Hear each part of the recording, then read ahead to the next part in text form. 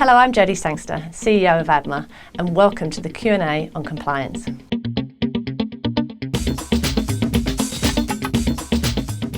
So any time that you're collecting data for marketing purposes, despite whatever channel you're going to market to them through, you have to either get an opt-in or an opt-out in order to be able to market to people in future.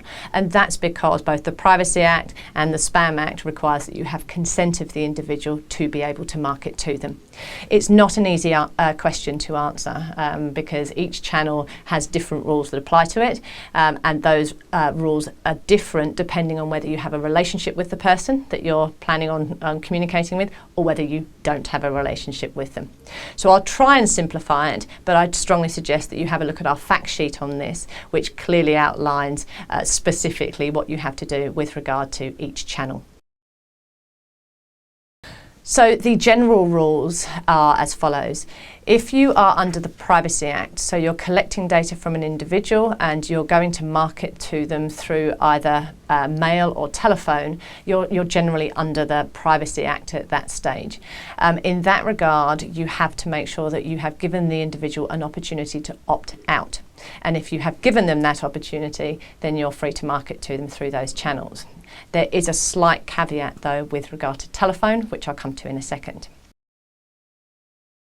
So with telephone marketing, if you have got the inferred consent of an individual to market to them, i.e. you've given them a chance to opt out and they haven't opted out, there is an additional step that you may need to take.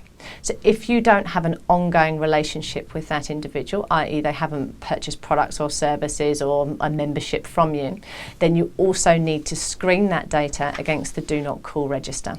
And then if someone is listed on the Do Not Call register because they've said they don't want to receive telemarketing calls, you need to take them off of your marketing list and make sure that you don't contact them. But with regard to telephone, if you do have an ongoing relationship with that customer, i.e. they've bought products and services from you or there's some sort of ongoing contract, you don't need to screen against the Do Not Call register and you can continue to phone them providing that you've given them that opportunity to opt out. The next category of communications or the next set of channels fall under the Spam Act, and that will be things like email marketing, mobile marketing, anything that kind of fits under the banner of an electronic communication, which really is quite broad these days.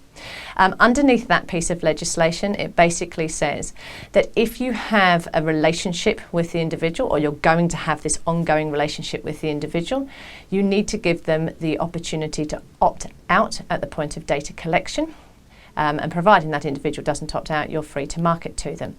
That said, in every single communication that goes out to that individual, they need to be given another opportunity to opt out. If you're not going to have an ongoing relationship with that individual, i.e. they're just subscribing to a newsletter or something like that, you need to get the individual to opt in.